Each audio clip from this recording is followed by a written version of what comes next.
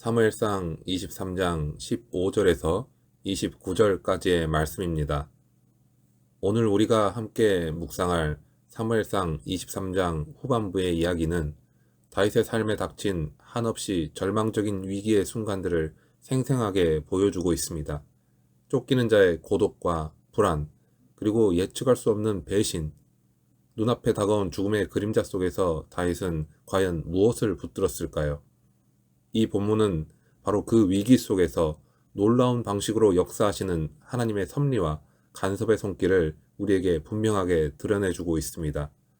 때로는 우리 눈앞의 현실이 캄캄한 어둠으로 뒤덮인 것처럼 느껴질 때가 있습니다. 그러나 우리는 기억해야 합니다. 위기의 순간이야말로 하나님께서 가장 역동적으로 일하고 계시는 시간일 수 있다는 사실을 말입니다. 다윗의 인생에 임했던 하나님의 놀라운 보호와 간섭은 오늘날 우리의 삶 속에서도 동일하게 역사하고 있습니다. 그러므로 우리는 어떠한 위기의 상황 속에서도 하나님이 일하고 계심을 깨닫고 그분의 선하신 계획을 신뢰하는 영적인 관점을 가져야 할 것입니다. 사울의 집요한 추격은 멈출 줄을 몰랐습니다. 다윗은 10황무지의 수풀이라는 깊고 외딴 곳에 숨어 지내며 하루하루를 불안과 공포 속에서 보내고 있었습니다. 인간적으로 볼 때 그는 철저히 고립되었고 언제 사울의 군대에 붙잡혀 죽임을 당할지 모르는 절체절명의 위기에 놓여 있었습니다. 바로 그 절망적인 순간에 다윗에게 놀라운 위로의 손길이 찾아왔습니다. 바로 사울의 아들이자 다윗의 가장 친한 친구였던 요나단이 수풀로 찾아와 다윗을 격려한 것입니다. 요나단은 다윗에게 두려워하지 말라. 내 아버지 사울의 손이 내게 미치지 못할 것이요. 너는 이스라엘 왕이 되고 나는 내 다음이 될 것을 내 아버지 사울도 안다 라고 말하며 하나님의 약속과 다윗의 미래에 대한 확신을 심어주었습니다. 특히 내가 왕이 될 것을 안다 라는 요나단의 확언은 단순히 인간적인 위로를 하는 것뿐만이 아니라 하나님의 신실한 계획을 상기시켜주는 귀한 메시지였습니다. 이처럼 우리가 예측할 수 없는 위기의 순간에도 하나님께서는 때로는 사랑하는 사람들을 통해 또 때로는 말씀을 통해서 우리의 지친 영혼을 어루만져 주시고 위로해 주십니다. 고린도 후서 7장 6절은 이러한 하나님의 위로를 이렇게 증언합니다.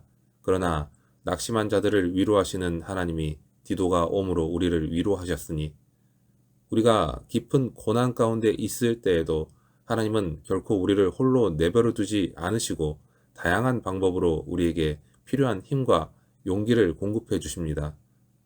요나단의 위로를 통해 잠시 힘을 얻었을지라도 다윗을 둘러싼 현실은 여전히 냉혹했습니다.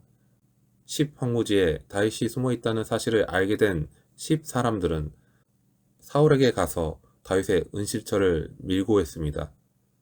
다윗은 자신이 몸을 숨겼던 땅에서조차 인간의 배신이라는 쓰라린 경험을 하게 됩니다. 믿었던 사람들의 배신은 그에게 더욱 큰 고통과 절망을 안겨주었을 것입니다.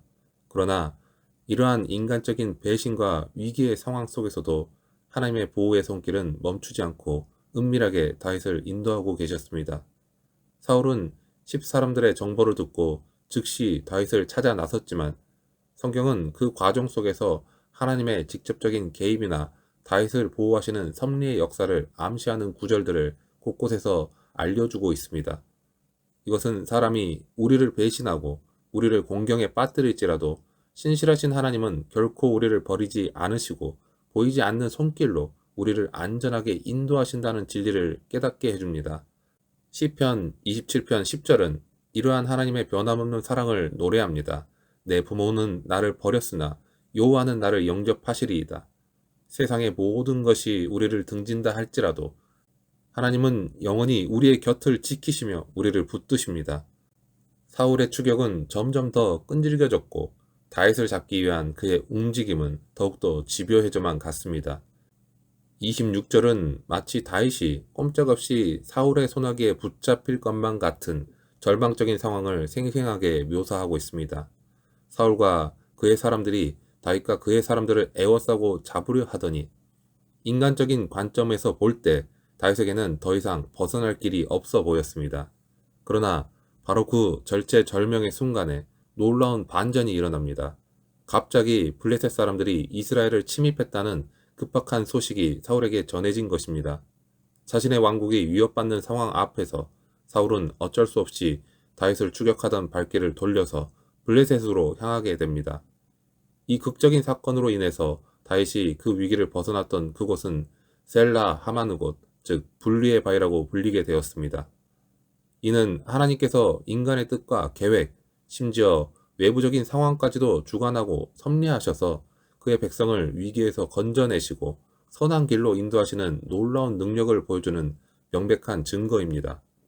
창세기 50장 20절에서 요셉이 고백했던 것처럼 당신들은 나를 해하려 하였으나 하나님은 그것을 선으로 바꾸사 오늘과 같이 많은 백성의 생명을 구원하게 하시려 하셨나니 라는 말씀은 우리의 삶에 닥치는 모든 위기와 고난조차도 하나님의 선하신 계획 안에서 합력하여 선을 이루어가는 도구가 될 수 있다는 것을 확증해 줍니다. 사랑하는 여러분, 오늘 우리는 다윗의 삶에 찾아왔던 극심한 위기의 순간들을 통해서 놀라운 방식으로 역사하시는 하나님의 은혜와 섭리의 손길을 묵상해 보았습니다. 우리는 종종 눈앞의 어려움과 고난에 압도되어서 하나님께서 그 가운데서도 여전히 일하고 계시다는 사실을 잊어버리곤 합니다. 그러나 성경은 분명하게 증언합니다. 하나님의 섭리는 바로 그 위기의 순간에 더욱 분명하게 드러난다는 사실을 말입니다. 다윗이 경험했던 것처럼 우리의 삶에 찾아오는 위기는 절망과 좌절의 끝이 아니라 오히려 하나님의 놀라운 선한 간섭이 시작되는 지점일 수 있습니다. 우리가 겪는 고난과 어려움은 때로는 우리를 더욱 강하게 연단시키고 때로는 우리가 미처 깨닫지 못했던 하나님의 놀라운 계획을 드러내는 통로가 되기도 합니다. 예수 그리스도의 십자가 사건이야말로 인간적인 관점에서는 가장 처참하고 절망적인 위기의 순간이었지만 하나님의 관점에서는 온 인류를 구원하시기 위한 그의 놀라운 계획이 완성되는 순간이었습니다. 그러므로 우리는 우리의 삶에 어떤 위기의 상황이 닥쳐올지라도 낙심하거나 절망하는 대신에 그 위기 속에서 역사하시는 하나님을 신뢰하는 믿음으로 살아가야 할 것입니다. 지금 우리는 어떤 위기의 상황에 놓여 있습니까? 그 상황 속에서 우리는 절망과 두려움에 갇혀 있는 것입니까? 아니면 그 위기를 통해 역사하실 하나님의 놀라운 계획을 기대하며 바라보고 있습니까? 믿음의 눈을 들어서 위기 속에서 역사하시는 하나님의 능력을 바라보고 하나님의 선하신 인도하심을 따라 살아가는 우리 모두가 되기를 주님의 이름으로 축원합니다.